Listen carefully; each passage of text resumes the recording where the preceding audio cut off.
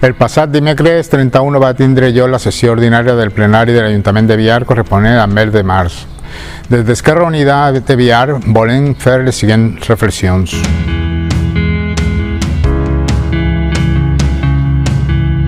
En el cinquè punt, pel que fa a la modificació de crèdit per portar a terme les millores al polígon industrial, el punt s'aprova per unanimitat de l'Ajuntament. Assumirà una inversió de 162.000 euros per a la segona fase de millores del polígon industrial.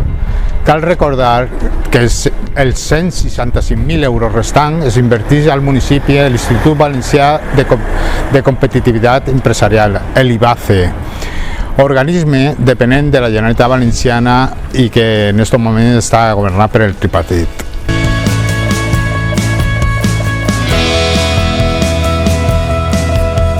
Cal recordar que aquestes inversions al polve són gràcies al remanent de tresoreria que l'anterior equip i la resta van respetar per a quan fora necessari, pese a l'existència del Partit Popular en què la passada legislatura l'equip de govern gastava a mans plens.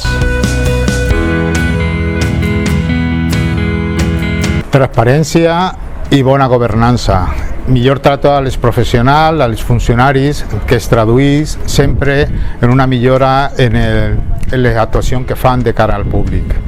Esquerra Unida aboga per un tracte més educat i formal en els plenaris i menys espectacle per part de l'alcaldessa, cada membre de l'oposició. Les bones maneres siguen el distintiu principal de l'administració local. També exigint l'entrega a la posició de la documentació de les temes a tratar en el ple, sobretot quan es tracten d'informes jurídics que afecten a temes tan importants com són les funcions dels funcionaris.